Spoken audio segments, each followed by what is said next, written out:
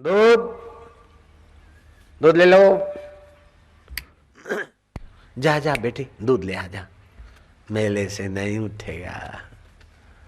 माँ गई दूध लेने को नीचे और बेबी बच्ची अपने 8 किलो के बच्चे को भाई को लेकर 7वीं मंजिल पहुंच गई। माँ आती कि कहाँ गया मुन्ना, कहाँ गया? अरे सरोज, ओ सरोज, अरे सरोज, ओ सरोज, सरोज। ऊपर से आवाज आए, मैं हूं मुन्ना। कहाँ है? बोले मैं लेते आई हूं। आधा लीटर दूध तुझे भारी लगता था और 6 किलो का मुन्ना तू 7वीं मंजिल ले गई सीढ़ियों से।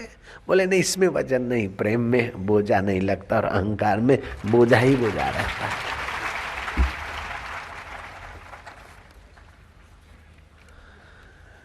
माँ बच्चे को स्नेह करती है, रात जगती है, अपने शरीर के रक्त को दूध के रूप में बदलकर बच्चे को पिलाती। लेकिन कभी माँ नहीं कहती कि मुआ तू मेरे को इतना पी गया, अरे तू मर जा। गुस्से में बोलेगी। अगर कोई आ भी जाए बोले चलाओ इसको मार दूं, बोले मुआ मुआ तू मर, मेरा बच्चा। तू तो बोल रही थी कि मुआ मर जाए, पुलिस इसे ले जाए। तो ऐसा बोला जाता है, सचमुच थोड़ी करती हूँ। नारायण हरि नारायण।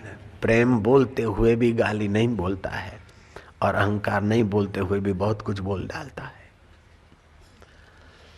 शादी होती है, प्रेम में गालियां दी जाती है और अच्छी लगती है, क्योंकि वो गालियां नहीं है, वो प्रेम ही तो है। प्रेम गालियों को भी मधुर कर देता है और स्वार्थ और अहंकार तो मिठाई को भी कड़वा कर देता है। कोई अहंकारी आदमी कहे ले लो, ले लो एक मिठाई खाओ, भूखे मर रहे दे रहा हूं, आपके लिए मिठाई जहर हो जाएगी। और प्रेम में आप ही 2 किलो मिठाई लाए और फिर वो किसी प्रेमी संत अथवा भगवान के आगे धरा और फिर आप ही मेरे को दीजिए भैया, मेरे को दीजिए भैया, मेरे को दीजिए। प्रेम में मांगना भी आनंद है और अहंकार में देना भी मजा नहीं आता। प्रेम हर वस्तु को मधुर बना देता है, क्योंकि उस परम मधुरता से उभरा है। प्रेम न खेतों उपजे, प्रेम न हाट बिकाए, राजा चहो प्रजा चहो, अहम दिए ले जाए। एक प्रेमी साधक था, नर्मदा किनारे झोंपड़ी बनाकर अनुष्ठान कर रहा था। नारद जी वहां से पसार हुए। पहले एक तपस्वी का डेरा आया। तपस्वी से पूछा क्या चाहते हो? बोले 40 साल हो गए, जटाएं धरती को छू रही, जा रहे हो भगवान के पास तो जरा पूछ लीजिए कि कब मिलोगे। बोले जरूर। फिर नारद जी उस प्रेमी भक्त के पास से गुजरे। बोले तुझे कुछ पूछना है? तपस्वी ने ऐसा पूछा। बोले अगर महाराज मेरे लिए बातचीत हो सकती है तो कर लीजिए कि आप कब मिलेंगे। 6 महीने के बाद नारद जी उसी रूट से लौटे। तपस्वी को बताया कि भाई जैसे तू साधना करता है, जैसा तप जप करता है, तुझे 2 जन्म और लेने पड़ेंगे, तीसरे जन्म में प्रभु मिलेंगे। तपस्वी के हाथ की माला गिर गई। हार्ट फेल होना बड़ी बात नहीं, श्रद्धा फेल होना बहुत घाटे की बात। तपस्वी की श्रद्धा फेल हो गई। नारद जी ने सोचा कि ये तो भाई किसी की हत्या करने से भी ज्यादा पाप हो गया। श्रद्धा बढ़ाना तो पुण्य है, किसी की श्रद्धा तोड़ना तो महापाप है। अब इसको तीसरे जन्म में भगवान मिलेंगे, ये बात सुनकर इसका तो श्रद्धा फेल हो गया। उस भगत को बताऊंगा तो वो स्वयं भी फेल हो जाएगा। नारद जी ने पगडंडी बदली, लेकिन वो भगत की नजर पड़ी, नहाने जा रहा था। महाराज महाराज भगवान से मेरे विषय में बात हुई। महाराज ने कहा बात तो हुई लेकिन मैं बताऊंगा नहीं। तपस्वी को बताया तो उसके बुरे हाल हो गए, तेरे तो उससे भी खतरनाक है। लेकिन भगवान से बात हुई, मेरे लिए हुई। भगवान ने क्या कहा मैं नहीं बता पाऊंगा। महाराज बताओ जो भी कहा। इनकार आमंत्रण देता है। जो नारद जी ना कहे त्यों उस भगत की श्रद्धा बढ़ी। नारद जी ने कहा तू कुटीर पे चल, चौका कर ले गोबर का, सो जा, मुंह में तुलसी का पत्ता रख दे। फिर भगवान ने क्या कहा मैं तुझे सुनाऊं, फिर जो भी हो तू जिम्मेदार, मेरे पर पाप ना लगे। उसने कहा कबूल है महाराज, सारी शर्तें कबूल है, लेकिन मेरे विषय में भगवान से बात हुई थी वो आप सुनाओगे? बोले हाँ सुनाऊंगा। धन्य धन्य धन्य धन्य। वो प्रेमी खुश होता चला जा रहा है कि मेरे विषय में मेरे सृष्टि नियता जगतपति जगदीश्वर से बात हुई। वाह वाह, वो बात सुनाई दी। वाह, लेकिन तू चौके में पड़ा रहेगा सीधा, अरे भाई जो भी होगा महाराज। भगत चौके में लेट गया, मुंह में तुलसी के पत्ते भी डाल दिए। जो होगा महाराज सुनाइए। महाराज का एक पैर चौखट में, एक पैर बाहर। बोले नारायण नारायण नारायण। तेरे विषय में बातचीत हुई। भगवान ने कहा कि जिस ढंग से तू कभी छुट कर फुट कर उपासना करता है, छुट्टियों के दिन में आता है, अनुष्ठान करता है, छुट्टियों के दिन में जप ध्यान करता है, ऐसी फुटकर तेरी साधना अगर ऐसी चलती रही फुट कर, तो जितने पीपल में पत्ते हैं उतने जन्मों के बाद तेरी मेरी मुलाकात हो सकती है।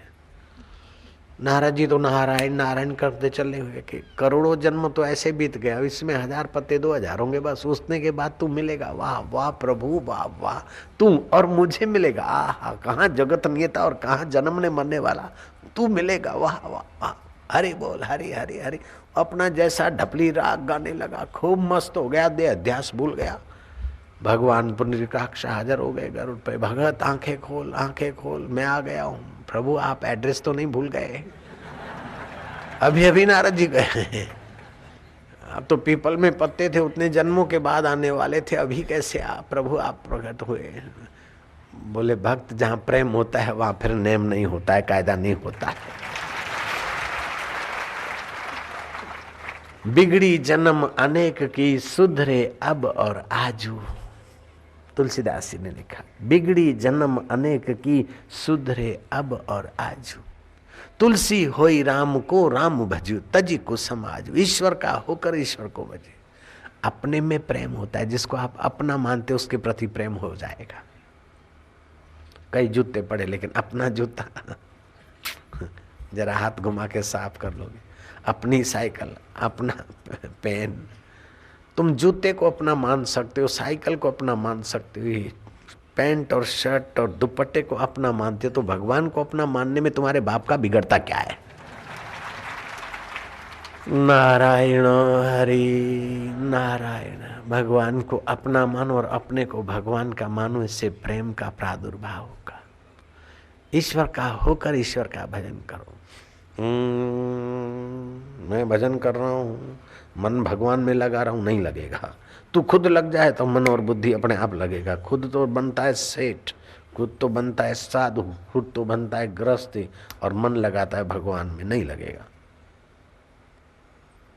खुद को लगा दे भगवान में तो मन बुद्धि कहाँ जाएगा? वहीं आएगा।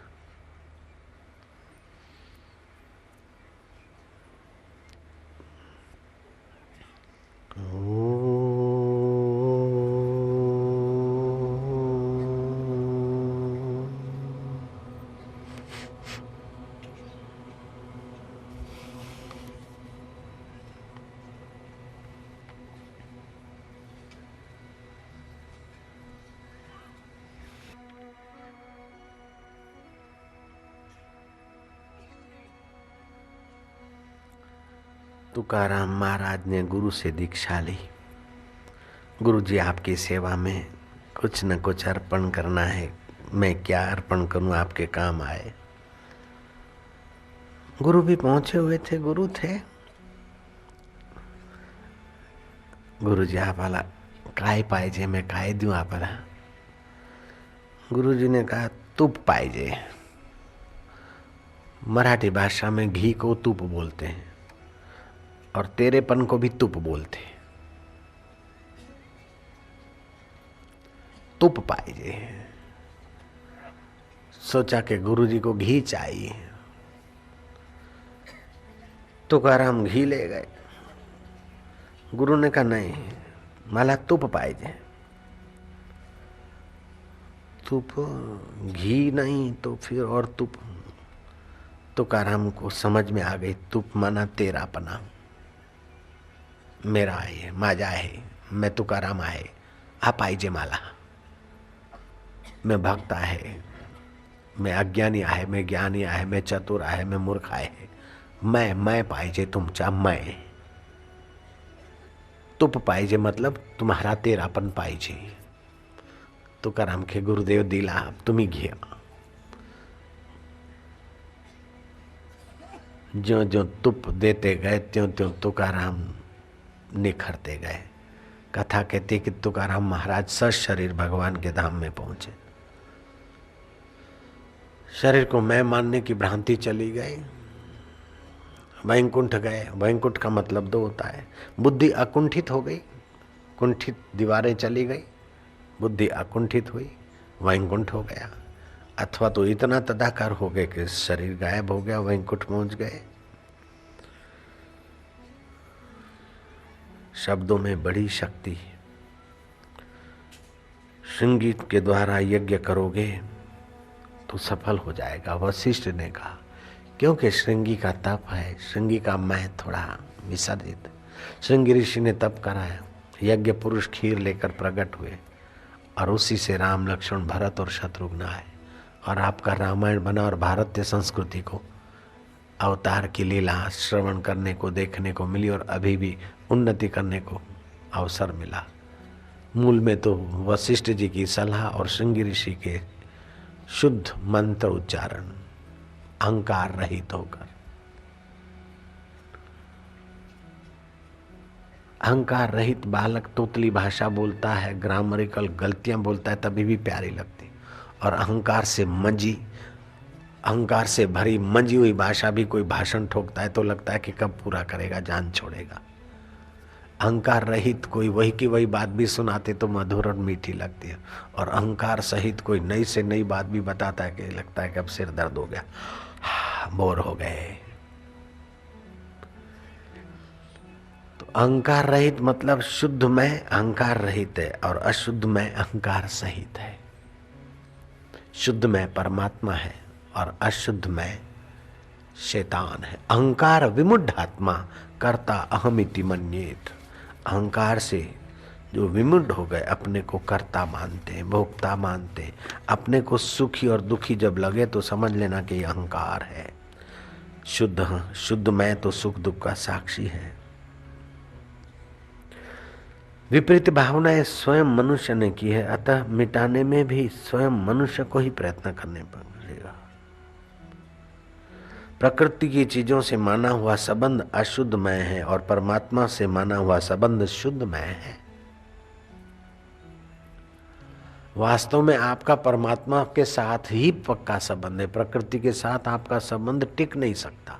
माना हुआ है, मैं बच्चा हूं, अब कहाँ है बच्चा, मैं किशोर हूं, मैं जुआन हूं, अब कहाँ है जुआनी, मैं बूढ़ा हूं, कुछ दिनों के बाद मुर्दा बन जाएगा, फिर और कोई जीव हो जाएगा। तो ये प्रकृति के साथ अगर मैं को जोड़ दिया तो अहंकार है, और परमात्मा के साथ मैं को जोड़ दिया तो आहा शुद्ध मैं है, परमात्मा है। परमात्मा अपरिवर्तनशील है और प्रकृति परिवर्तनशील है। बदलने वाली चीजों के साथ मैं को जोड़ा तो मुसीबत चालू हो गई, और अबदल साक्षी के साथ अपने मैं को जोड़ा तो बेड़ा पार हो गया।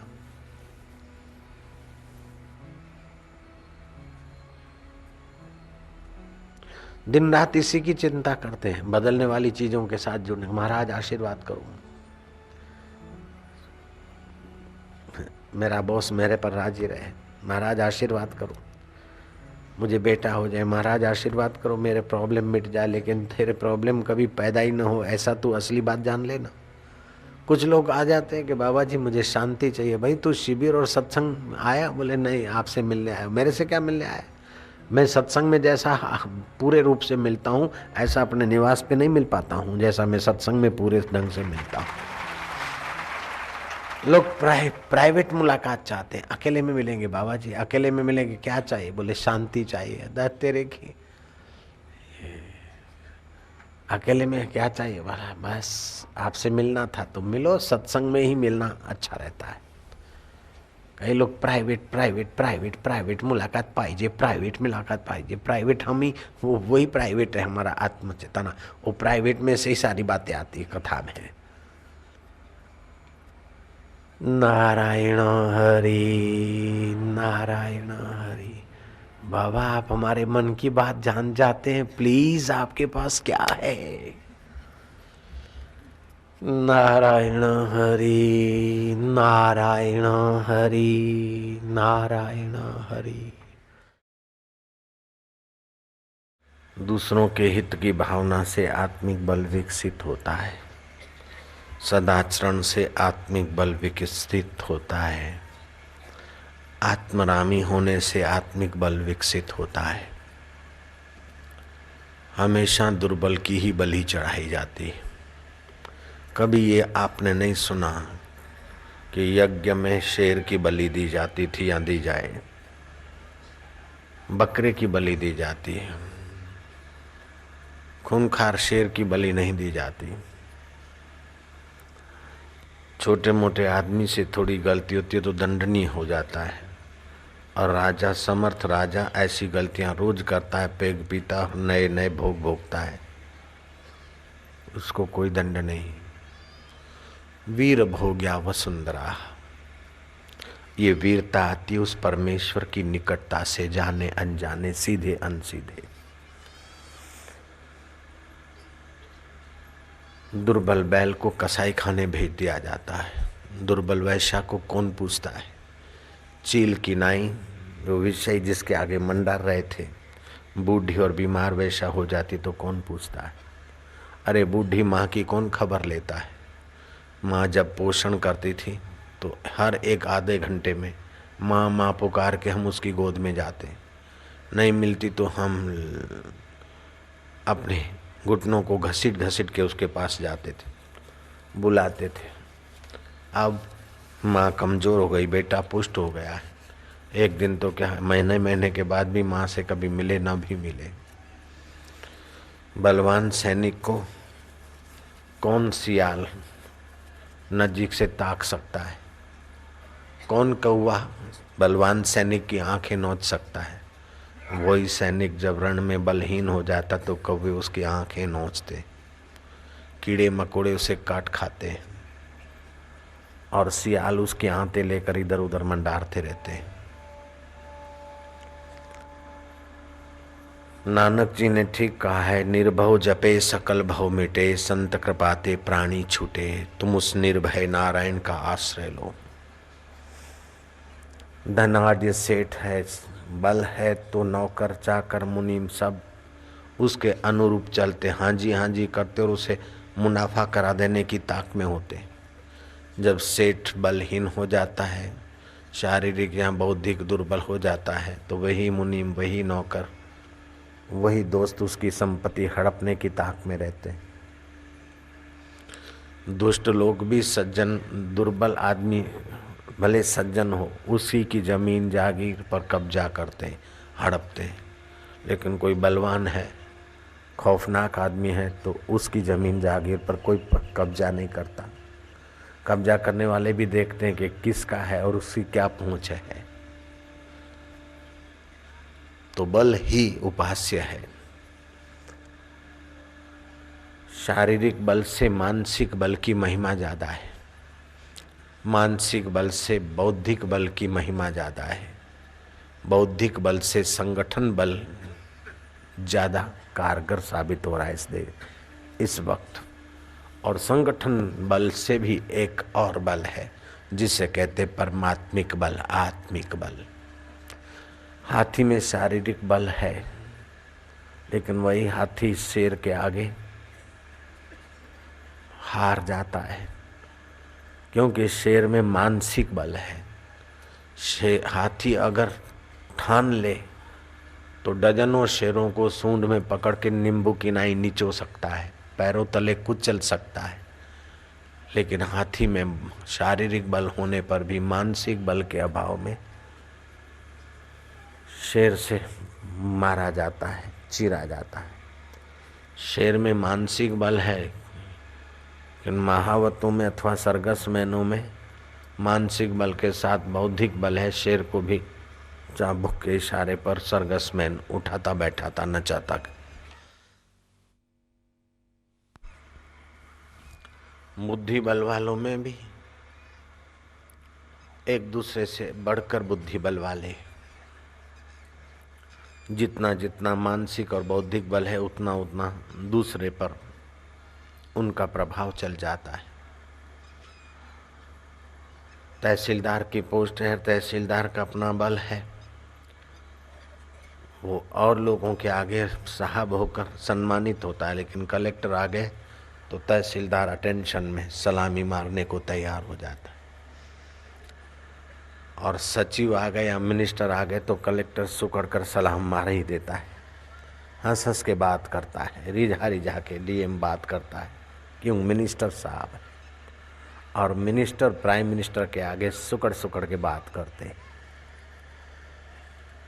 क्यों? कलेक्टर के पास बौद्धिक बल है, मिनिस्टर के पास संगठन का बल है, संगठन बल है।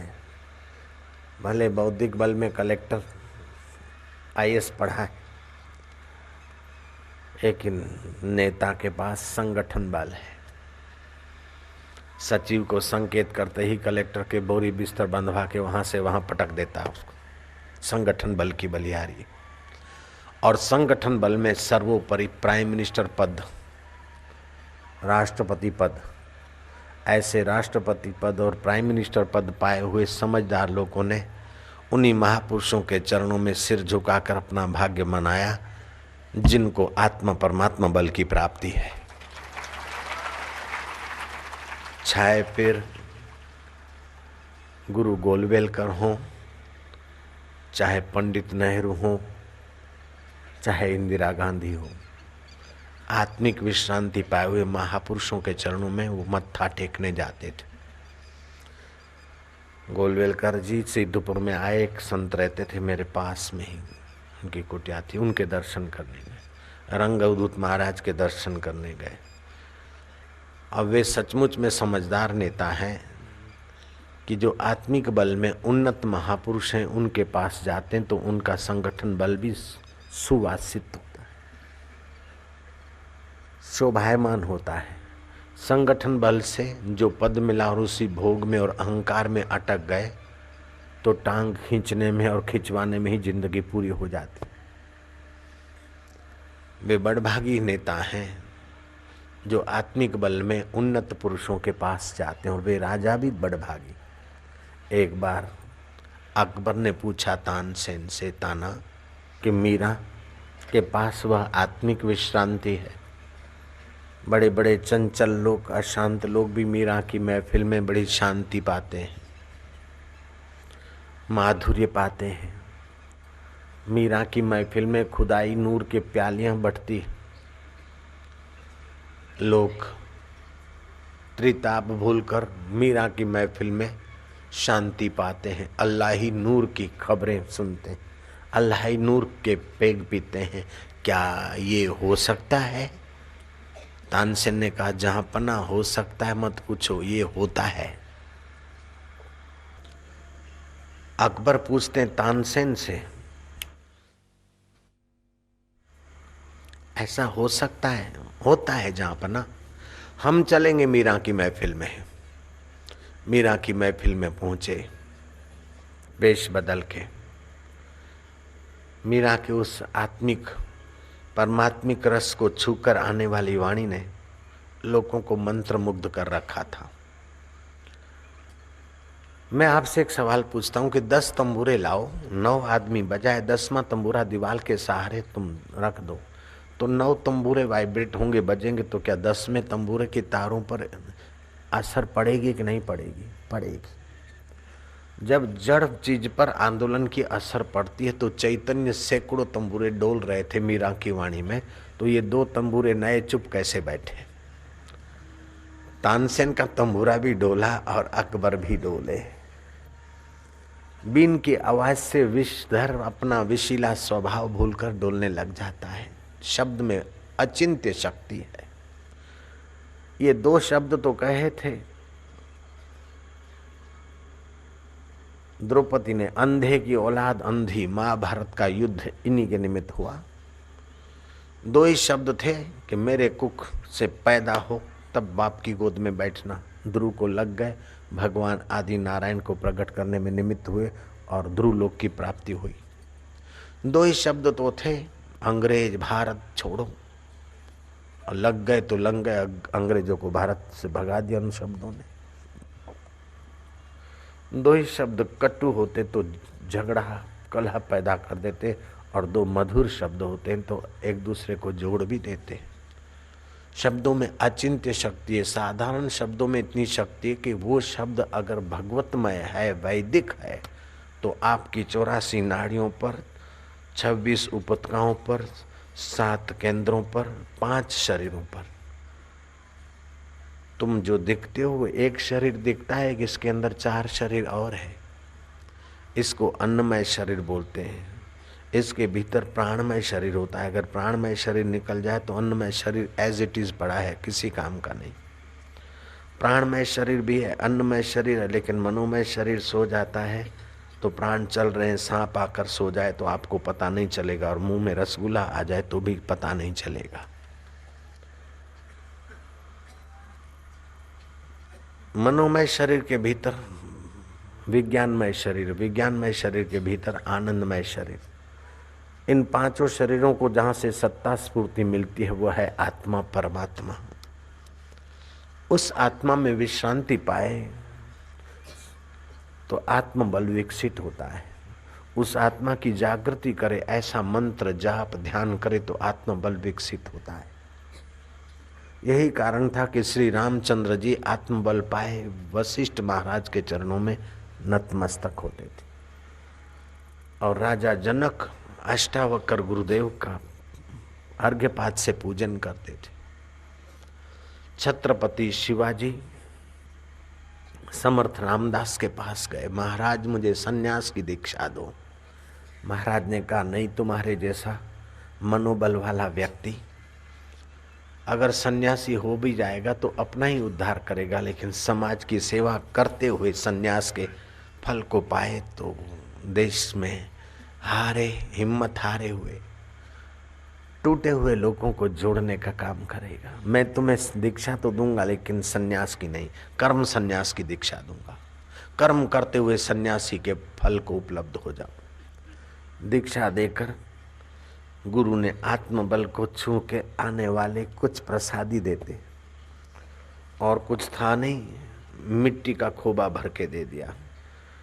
घोड़े की लीद पड़ी थी, उठा कर दे दिया। शिवा ने दोनों को आदर से अपने पलड़ में बांधा, अपने पालव में बांधा। नारियल पड़ा था, उठा के दे दिया। शिवा ने लिया, माँ के पास गया। शिवा माँ को कहता है माँ, गुरुजी ने मुझे मिट्टी दी है, इसका क्या मतलब? बोले गुरु ने अपने आत्मबल से शुभ भाव से दिया, इस मिट्टी का भी कोई अर्थ है, क्योंकि परम अर्थ में रमण करने वाले महापुरुष हैं। अपने से ऊंचे आत्मिक उन्नति में सात्विक पुरुष हैं, उनकी आज्ञा की अवहेलना नहीं करनी चाहिए, उनके संकेत की अवहेलना नहीं करनी चाहिए। संत अवज्ञा सुनो भवानी, जरे भवन अनाथ किनाई। संत अवज्ञा करने से हे भवानी, शिव जी बोलते, जैसे अनाथ व्यक्ति का लावारिश मकान जैसे जलता है, ऐसे ही उसके सारी शुभ जल जाते हैं। संत अवज्ञा नहीं करनी चाहिए। बेटा, उन्होंने मिट्टी दी है, तू महीपति बनेगा। माँ, मैं एक दरबानी का बेटा, महीपति? बोले हाँ बेटा, तू राजा बनेगा। माँ, घोड़े की लीद का मतलब? बेटा, तेरे बस्तल में बहुत सारे घोड़े होंगे, और जब तेरे शत्रु तुझे घेरेंगे और प्राण संकट में आएंगे तो गुरु का शुभ संकल्प, आत्मिक बल का शुभ फुरना, वो घोड़ों के द्वारा भी तेरी आत्मरक्षा कराएंगे। बेटा, ये संकेत मुझे लगता है। माँ, नारियल का मतलब क्या? बोले तू राजा होगा, सफल राजा होगा तो तेरे चाटुकार तेरी खुशामद करेंगे, और अहंकार आने की संभावना है, और उस अहंकार की भी कटाई छटाई करने की जिम्मेदारी गुरु ने अपने कंधों पर ले ली। सुना होगा तुमने, औरंगजेब के नाक में दम कर दिया, मुट्ठी भर मराठाओं का संगठन करके महीपति बन गया शिवाजी। और औरंगजेब के नाक में जब दम किया, औरंगजेब ने षड्यंत्र करके उसको किले में फंसाया, सुमरन करके गुरु मंत्र का, और घोड़ी भगाई, ऐसी भगाई कि घोड़ी किला कूद गई। मानना पड़ेगा कि समर्थ रामदास की आत्मिक बल की शुभ संकल्प आशीर्वाद ने घोड़ी से किला कुदवा लिया। बल तो अच्छा है, लेकिन बल में भी एक से एक उन्नति कारक शुभ है। शरीर दुर्बल होता है तो महाराज अकारण रोग आ धमकते, मन दुर्बल होता है तो अकारण लोग मजाक उड़ाते हैं, बुद्धि दुर्बल होती है तो अकारण ठगे जाते हैं। ये बल तो चाहिए, लेकिन सब बलों को जहां से बल आता है वो है आत्मिक बल। कल ये खाया वे खाया वो मिले, वो कल का खाना पीना उस अवस्था में नहीं। जिनसे मिले बिछड़े वो व्यक्ति नहीं है। रात का स्वप्न आया, स्वप्न की चीजें नहीं है, स्वप्न की अवस्था नहीं है, लेकिन जिसकी सत्ता से स्वप्न आया था वो अभी भी है। गहरी नींद आई, कुछ नहीं देखा था, कुछ नहीं देखा, उसको भी कोई देखने वाला है। उसी को बोलते मन तू ज्योति स्वरूप अपना मूल पिछान। अपने आप को पहचान, अपने परमेश्वर स्वभाव को पहचान। भूला जब आपनू तभी होया खराब। कल की जागृत आई और चली गई, कल का स्वप्न आया और चला गया, कल की गहरी नींद आई और चली गई, उसको देखने वाला तू परमात्मा का सनातन अंश है भैया। अपने परमेश्वर स्वभाव में जरा बुद्धि रूपी कुब्जा को तू ठीक कर ले। जो कूटनीति करके सुखी रहने के लिए भटकती और फिर दुखी दुखी करती है तेरे को, उसको तू थोड़ा ठीक कर ले।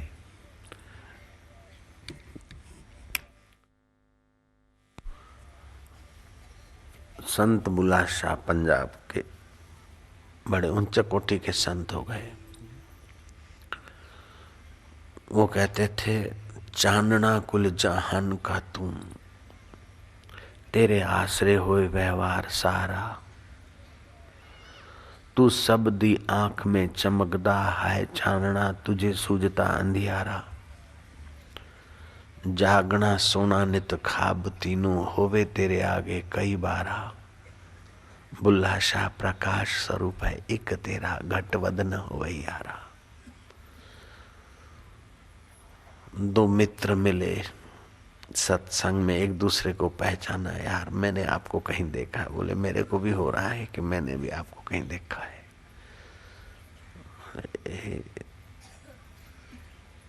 अब याद नहीं आता, लगता है कि आप हम बहुत साथ में भी रहे हुए। बोले मुझे भी ऐसा लगता है। गौर से देखते देखते नाम पूछ लिया, कौन सी कॉलेज में पढ़ते थे? बोले कॉलेज का, मैं भी उसी कॉलेज में पढ़ता था। तुम्हारा नाम क्या? बोले फलाना। तुम्हारा नाम? बोले हाँ यार वो तो मेरा दोस्त था। बोले वो भी तो मेरा दोस्त था।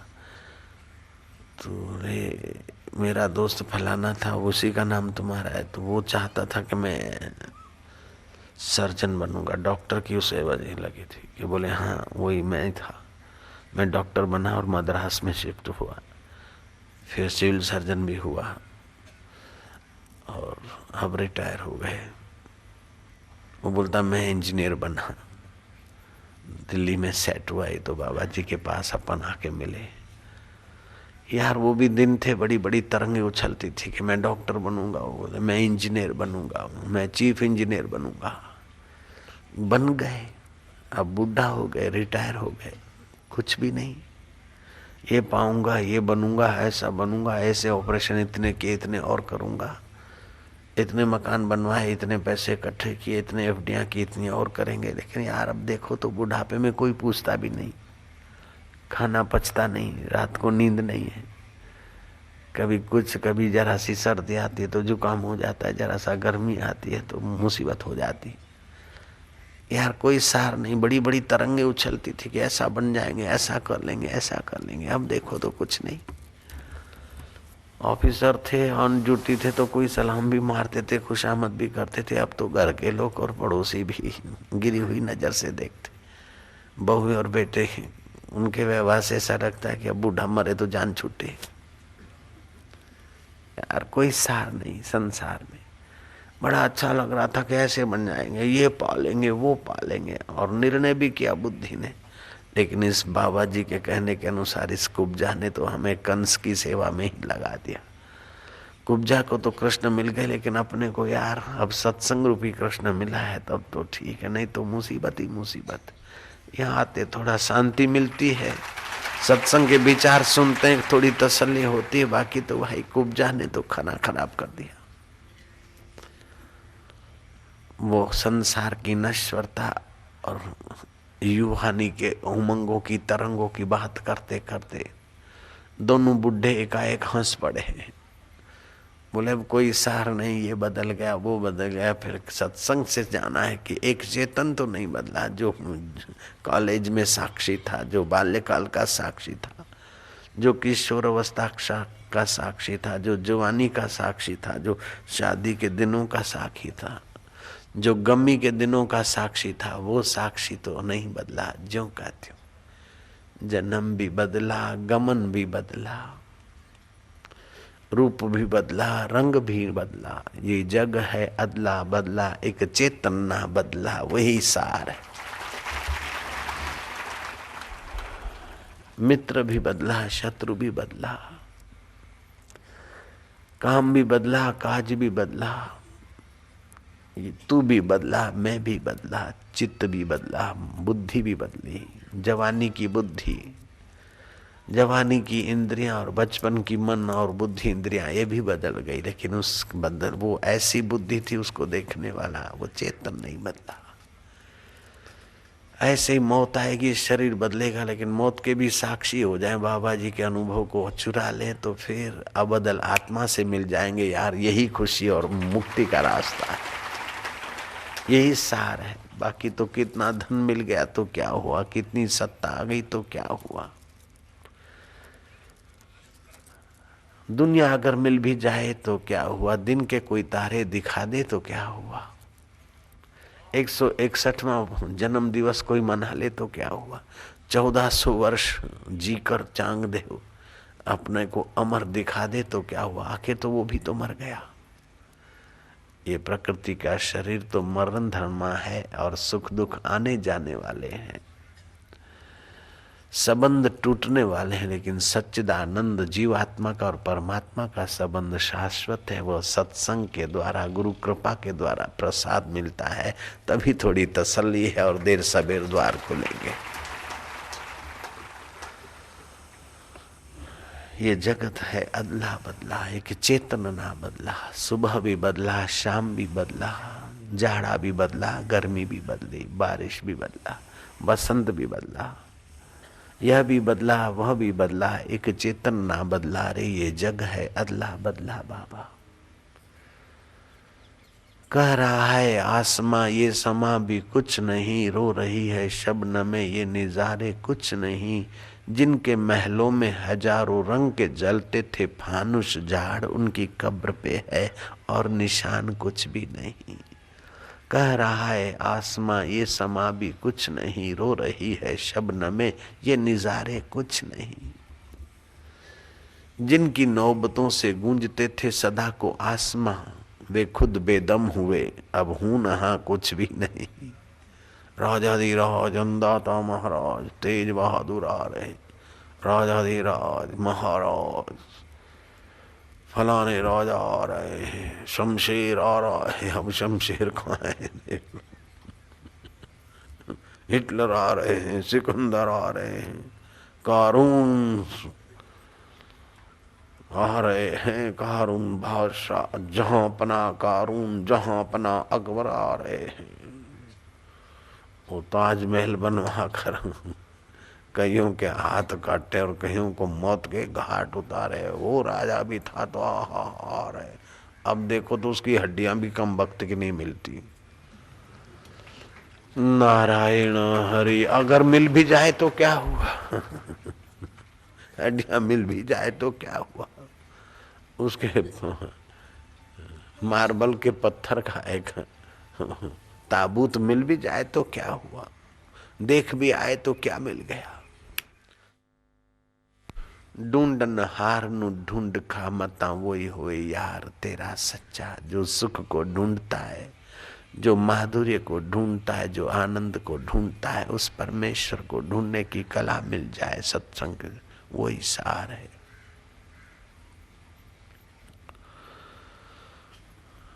कुछ लोग ईश्वर के रास्ते चलते हैं लेकिन मनमाने ढंग से चलते हैं, अथवा न चले लोगों से के कहने से चलते हैं। जो खुद चले नहीं ऐसे लोगों को कहने से चलते। मंत्री लोग, उन्होंने हजाम को बहकाया। हजाम तो एक ऐसा प्राणी है कि हजामत करते जाता है और बात करते जाता है, और हजामत कराने वाले को भी फालतू टाइम में बात अच्छी नहीं। तो जहाँ पना कि मुंह लगा हुआ है हजाम में, उसको तैयार किया। बात बात में बोले आपके पिताजी तो बिस्त में है और तो सब ठीक है, लेकिन आपके पिताजी को जोक्स सुनाने वाला कोई आदमी नहीं है। मैं नमाज पढ़ता हूँ और खुदा की बंदगी करता हूँ तो मुझे बार बार खुदा ताला प्रेरणा देता, और आपके अब्बा जान भी कभी कभी सपने में आते हैं कि तू रोज बात कर सकता है तो मेरी इतनी खबर तो पहुंचा दे मेरे सपूत अकबर को कि जोक्स करने के लिए, विनोद करने के लिए, दिल बहलाने के लिए बीरबलिया को भेज दे। अकबर ने देखा कि बीरबल है तो विनोद करने वाला बुद्धिमान। बीरबल तैयार हो जाओ, अब्बा जान के पास तुम्हें जाना है। बीरबल ने देखा है इनका दाव लग रहा है। बीरबल ने कहा ठीक है। जिस कब्र में बीरबल को दफनाना था अब्बा जान के पास पहुंचाना, अब्बा जान की नजीक की जगह थी। बीरबल ने वहां से अपना काम शुरू करा दिया, सुरंग खुदवा दी, और बीरबल बराबर निश्चित तारीख पर कब्र में लेट गए। कुछ आदमी अपने भी थे उसके, धीरे से सुरंग से निकल के अपना 2-4 महीना एकांत में भजन किया और दाढ़ी बढ़ा दी। फिर उसी सुरंग से बाहर आकर वो तोड़वा दिया। बीरबल फलानी तारीख आएंगे, ऐसा अपने आदमी को कहला दिया कि मेरे को सपना आया है आपके अब्बा जान का विनोद करके, अब उनको संतुष्ट करके आ रहे फलानी तारीख। बड़ा उत्सव हुआ। वो खोला कब्र तो बीरबल निकल आए। वाह वाह वाह वाह। बीरबल जैसे गए वैसे के वैसे हो, लेकिन ये दाढ़ी लंबी कैसे? बोले बस यही तो सवाल है। आपके अब्बा जान बहुत खुश हैं, बहुत मौज में है, कोई तकलीफ नहीं, वहां हजामत करने वाला नहीं है, इसलिए इनको भेज दो।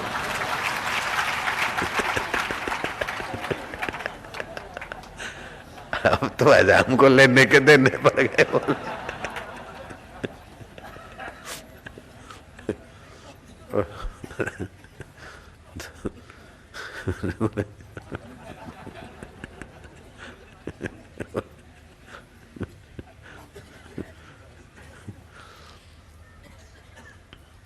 लेकिन अभी देखो तो न बीरबल का शरीर है, न उस हजाम का है, न अकबर का। उनकी हड्डियां खोजो तो मुझे लगता है कि मिलना मुश्किल है।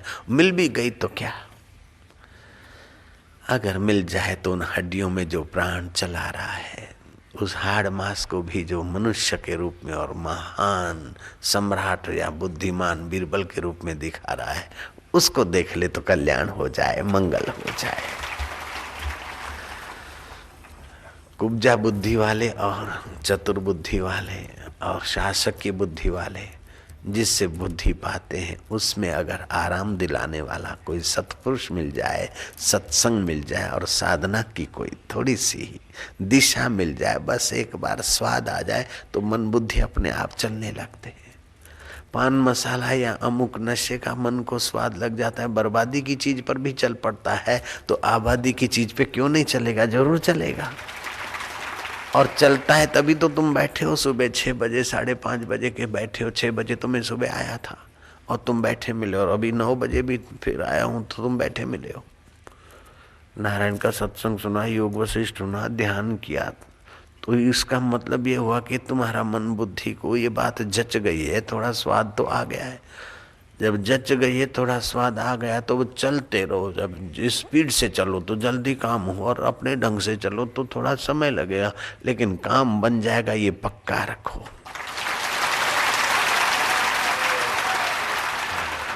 योग वशिष्ठ में आता है कि राम जी, शिष्य में जो श्रद्धा चाहिए, तत्परता चाहिए, संयम चाहिए, वो तुम में सद्गुण है, और गुरु में जो ज्ञात ज्ञेयपना चाहिए, जो आत्म अनुभव हस्त मलकवत चाहिए, वो सामर्थ्य मुझ में है। मैं समर्थ गुरु हूं और तुम भी सत्पात्र शिष्य हो। बोले अपनी बढ़ाई आप करना तो आत्मश्लाघा का पाप है, बड़ा पाप है। और पाप का तो प्रायश्चित है, लेकिन अपनी बढ़ाई बघारने के पाप का कोई प्रायश्चित नहीं। लेकिन ये पाप उन्हीं लोगों को लग सकता है जिन्होंने उस सत्य में विश्रांति नहीं पाई। जिन्होंने सत्य में विश्रांति पाई वे महापुरुष पुण्य पाप से पार होते और सामने वाले का उत्साह जगाने के लिए अपना सत्य अनुभव कह देते हैं। वशिष्ठ कहते हैं मैं समर्थ गुरु, मुझे अपना आत्मा परमात्मा हस्तमलकवत भासता है। जैसे हाथ पे आंवला हो तो पूछने की जरूरत थोड़ी पड़ती कि ये आंवला मेरे पास है कि नहीं। मुंह में लड्डू का स्वाद आता हो तो पूछना थोड़ी पड़ता है कि मेरे मुंह में लड्डू का स्वाद आता है कि नहीं आता। ऐसे ही परमात्मा का स्वाद अपने अंत में आता है, अंतःकरण में। वशिष्ठ जी कहते हैं मैं भी समर्थ गुरु हूँ और तुम भी सत्पात्र शिष्य हो। जो शिष्य में गुण चाहिए, दृढ़ता, श्रद्धा, संयम आदि, वो तुम में है, और जो गुरु में गुण चाहिए वो मुझ में है, काम बन जाएगा। ऐसे मैं आपको प्रार्थना करता हूँ कि जो आप में चाहिए वो आप और भी निखारो, और हम में जो गुरु जी ने दे रखा है तो काम बन जाएगा, फिक्र की बात नहीं है। नारायण हरे नारायण। भावना का सुख अच्छा है, लेकिन भावना को अगर ज्ञान की दिशा नहीं है, सत्संग की दिशा नहीं, तो कभी कभी भावना खतरा भी पैदा कर देती। जैसे भोग का रास्ते में भी अगर संयम से नहीं भोगा तो भोग भी रोग दे देते, खतरा दे देते। ऐसे ही भावना में भी कभी कभी रोग आ जाता है। मैं तो बांके बिहारी को दर्शन करूंगा फिर खाऊंगा, मुझको तो बांको बिहारी दिखेगो फिर खानो खाऊंगा, भोजन करूंगा, या तो मुझको बांको बिहारी देगो तभी खाऊंगा। एक ने ले ली हठ, एक दिन भूखा मरा, दूसरे दिन मरा, तीसरे दिन मरा। यमुना जी नहाने गया तो चौथे दिन देखा कि पीपल के पेड़ के नीचे हलवा पड़ा है। तू खुद नहीं आयो लेकिन मेरे लिए धर गए, तेरी लीला अपरंपार है मेरे बांके बिहारी। यमुने महारानी की जय करके उस भगत ने वो हलवा खाया। एक दिन खाया, दूसरे दिन खाया, तीसरे दिन खाया। अब तो भगत बड़ा जोश में, मोको तो बांको बुहा बिहारी रोज सवेरे हलवो दे रखे जाए।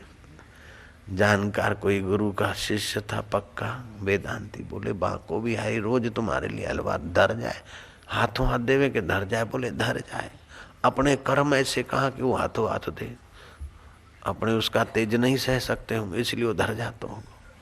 कहाँ धर जाते हुए बता दिया, यमुना जी के फलाने फलाने घाट पर। अभी तो वहाँ यमुना जी नहीं बहती, दूर चली गई। वो भगत आकर सुबह 4 बजे बैठ गया, देखा कि 5 बजे अंधेरे अंधेरे में जाड़ों के दिन एक बूढ़ा आया, उसके घुटनों में दर्द था। वैद्य ने उसको तिलों के तेल में हलवा बनाकर बांधने को कहा। तो रात भर तो वो हलवा बांधता था, सुबह यमुना जी में नहाते वक्त वो हलवा पेड़ के नीचे किसी पत्ते पे रख जाता था। वो बूढ़ा ना के चला जाता था और ये भगत रह जाता था। बांको बिहारी हलवो धर गए और मौके लिए। दूसरे एक ऐसे बांके बिहारी के भगत की बात सुनी, मौको दर्शन देगो तब सोऊंगो। जाके यमुना किनारे बैठे, एक घाट बदला, दूसरा घाट बदला, फिर बोले वो मिलेगा तो मुझे अकेले को मिलेगा, भीड़ भाड़ में तो कहाँ मिलेगा। तो सन्नाटे की जगह में जा बैठा और ठीक मध्य रात को अगले किनारे चम चम चमकती मणि चमकी। बांके बिहारी के मुकुट की मणि देखकर भक्त खुश हो गया। अब तो रोज आवे, इंतजार करे और मणि चमके और दर्शन करके बांके बिहारी लाल की जय करके वो घर जावे। बड़ा खुश रहने लग गया। लोगों को बोले मेरे को तो रोज दर्शन देने आवे बांको बिहारी, मध्य रात को आवे, घने अंधेरे में आवे। अंधेरे में भी उसकी मणि जो चमके, कभी जोर चमके कभी कम चमके, चमक चमक चमक चमक करे। कहा कि कैसे कहाँ आता है, बोले फलाने घाट पे एकांत में। वो भगत जाकर चुप कर बैठा, देखा कि कैसे बांको बिहारी आ, तो देखा कि आया है बांका बिहारी। जमुना विशाल बहती थी पहले, तो डैम वेम नहीं बने थे, विशाल पेट था जमुना का। उस किनारे जमुना किनारे मच्छी मारने की तो मनाही अभी भी है, उस जमाने में तो और कड़क नियम। तो मछुए पल्ले किनारे रात को अंधेरे में कोई ट्यूब व्यूब या कोई साधन लेकर मछुआ यमुना जी में प्रवेश होता था, जाल वाल डालकर अपना बीड़ी फूंकता था तो बीड़ी की चमक उसको बांके बिहारी की मणि दिखने लग गई। उसी को बांके बिहारी को दर्शन मान लियो। अरे बांको बिहारी स्वयं कंधे पे हाथ धर दे, लेकिन तू अगर दुर्योधन है, तेरी मति कुब्जा है तो क्या फायदा लेगा भैया। शाकुनी को भी तो बांको बिहारी दिखतो थो, दुर्योधन को भी तो दिखतो थो बांको बिहारी। ऐसा नहीं, हलवा धरने वालों नहीं, सचमुच में हाथ धरने वालों बांको बिहारी दिखतो थो। अर्जुन को भी बांको बिहारी साथ में रहता था, लेकिन जब तक सत्संग का आश्रय नहीं मिला तब तक बांको बिहारी होते हुए भी अर्जुन विषाद योग में गिर रहे। बांको बिहारी होते हुए भी अर्जुन भयभीत हो रहा है। जब बांके बिहारी के वचन सुनकर अर्जुन ने अपने आत्मरूपी बांके बिहारी को निहारा, तब अर्जुन के सारे दुख दूर हुए। सत्संग की क्या बड़ी बलिहारी, सत्संग की क्या कितनी महिमा गाए। भगवान जिसका रथ खींचते हैं उसका भी दुखों का अंत तब तक नहीं हुआ जब तक भगवान के तत्व को नहीं जाना। राम को तो मंथरा ने भी देखा था और सुरपंखा ने भी तो राम जी को देखा, और वो तो मेकअप करके आई लव यू राम को बोलते मैं तुम्हें प्यार करती हूँ, मैं तुम्हें भरता बनाना चाहती हूँ, मैं आपकी अर्धांगिनी होना चाहती। राम जी ने कहा ये बैठी है सीता देवी, तो सीता को देखकर जली। हम लक्ष्मण के पास गई, लक्ष्मण ने कहा मेरी पत्नी है, मैंने सेवा व्रत लिया है, सेवा व्रत वाला को विद्यार्थी जीवन बिताना चाहिए। विद्यार्थी को ऐश आराम और सुख कैसे, और सुखी को विद्या कैसे, ऐसे सेवक को ऐश आराम कहाँ, और ऐश आराम वाले के भाग्य में सेवा कहाँ। जो ऊंचा सेवक बनना चाहता है वो विलासिता या ऐश आराम से तो दूर रहता है। अहिया सगवड़ नहीं ले घरे जाऊं जे तो तेरे भाग्य में सेवा कहाँ, दुर्भाग्य शुरू हो रहा है। विद्यार्थी ना कुतः सुख, सुखी ना कुतः विद्या।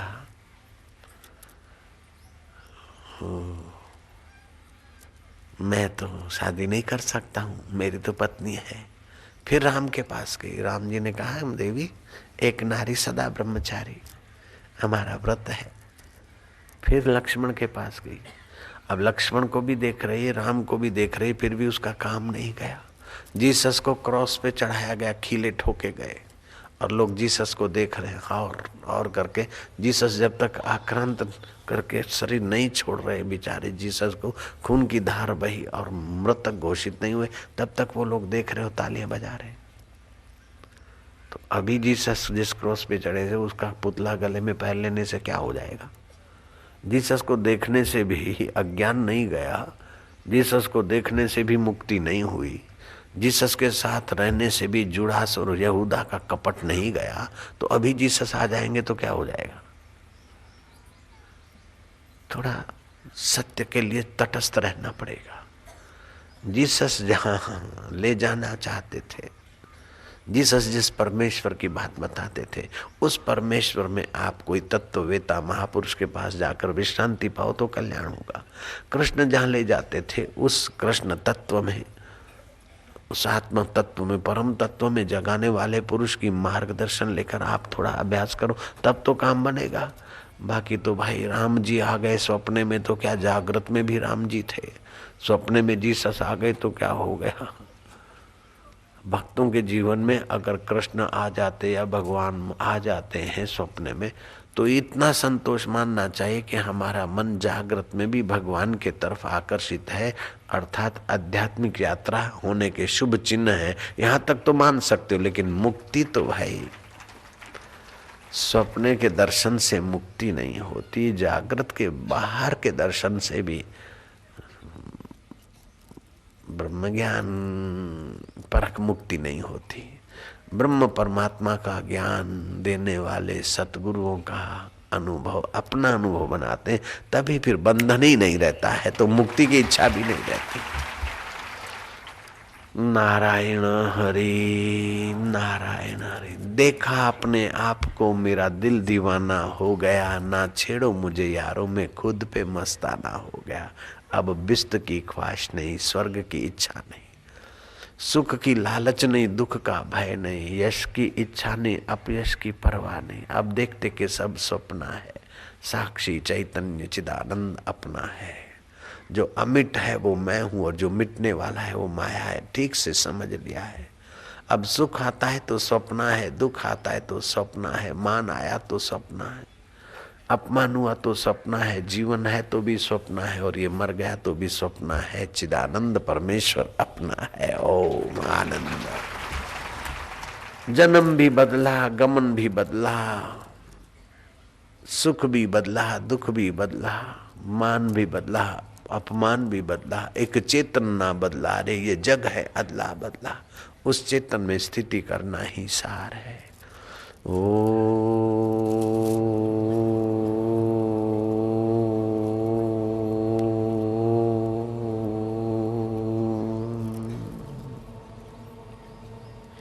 जो नित्य है उसी में विश्रांति, जो शाश्वत है उसी परमेश्वर में विश्रांति, जो दृष्टा साक्षी अमर आत्मदेव है उसी में विश्रांति। बाहर कब तक घूमेगा मना, एक उपजा तू कब तक कंस की खुशामद करेगी। अब तो अपना रंग राग रंग अपना अंग राग कृष्ण को अर्पण कर। श्री कृष्ण के चरणों में अपना अंग राग अर्पित कर दे। मेरी मति कुब्जा तू सुबजा हो जा।